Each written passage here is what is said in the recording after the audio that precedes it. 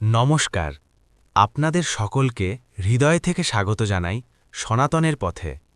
আজ আমরা এক অসাধারণ অবতারের কথা বলবো। ভগবান বিষ্ণুর ষষ্ঠ অবতার পরশুরাম। এই অবতারের লীলা কেবল যুদ্ধের গল্প নয়, এ হল ন্যায়ের জ্বলন্ত দাবানল, অহংকারের বিরুদ্ধে অটল প্রতিবাদ আর আত্মসংযমের অপূর্ব শিক্ষা। আজ আমরা জানব কেন এসেছিলেন তিনি, কি ছিল তার লীলার গভীর অর্থ, আর আজকের এই যুগে তার বার্তা আমাদের জন্য কতটা জরুরি। চলুন শুরু করি। পরশুরাম অবতার কেন এসেছিলেন? পুরাণের পাতায় লেখা আছে, একসময় পৃথিবীতে অধর্মের ছায়া ঘনিয়ে এসেছিল।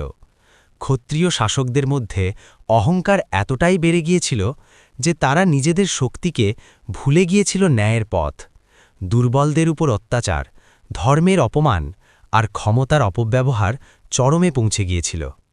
ঠিক সেই মুহূর্তে ধর্মের ভারসাম্য রক্ষা করতে ভগবান বিষ্ণু জন্ম নিলেন মহর্ষি জন্মদগ্নি ও মাতা রেণুকার ঘরে। নাম হল রাম, কিন্তু তার হাতে যখন পড়ল শিবের দেওয়া পরশু, তিনি হয়ে উঠলেন পরশুরাম।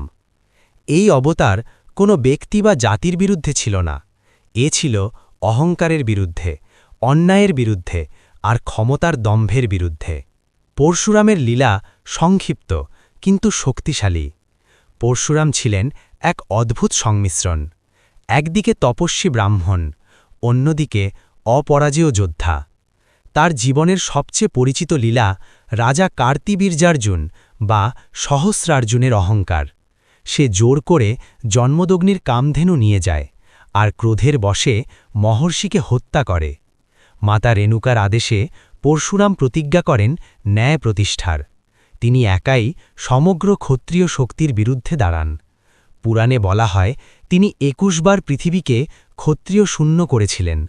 কিন্তু মনে রাখবেন, এটি ছিল প্রতিশোধ নয়, এ ছিল অধর্মের শিকড় উপড়ে ফেলা, যাতে ধর্ম আবার মাথা তুলে দাঁড়াতে পারে।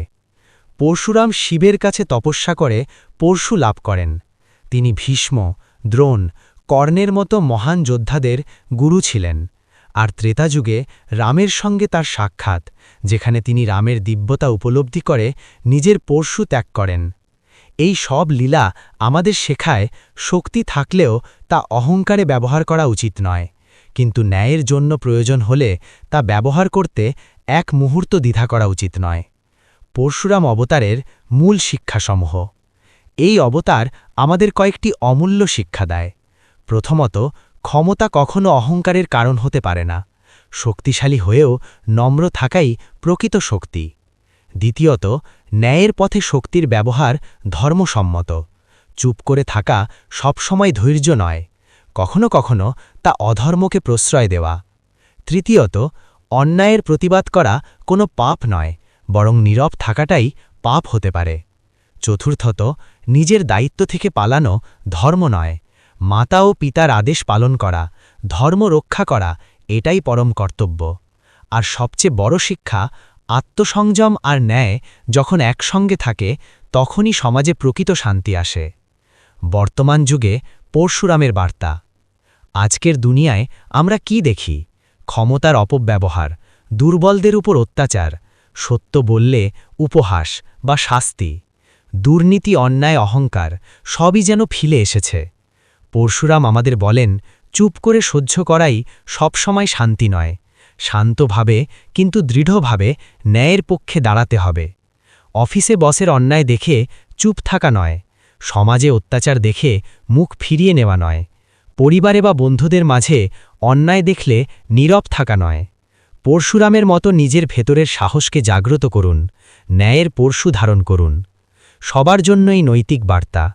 এই কাহিনী কোনো এক ধর্মের জন্য নয়, এটি সব মানুষের জন্য। ন্যায়, সংযম, দায়িত্ববোধ, মানবিকতা, এগুলোই তো সকল ধর্মের মূল কথা। যে কোনো ধর্মই হন, অন্যায়ের বিরুদ্ধে দাঁড়ানোই প্রকৃত ধার্মিকতা। উপসংহার: পরশুরাম আমাদের শেখান, প্রকৃত পরিচয় শক্তিতে নয়, ন্যায়। আর ন্যায় প্রতিষ্ঠার জন্য নিজের ভেতরের সাহসকে জাগ্রত করাই মানুষের সবচেয়ে বড় ধর্ম। আপনাদের যদি এই আলোচনা ভালো লেগে থাকে, তাহলে অবশ্যই লাইক করুন, চ্যানেল সনাতনের পথে সাবস্ক্রাইব করুন আর এই শিক্ষামূলক বার্তা অন্যদের সঙ্গে শেয়ার করুন। ধন্যবাদ আপনাদের সকলকে।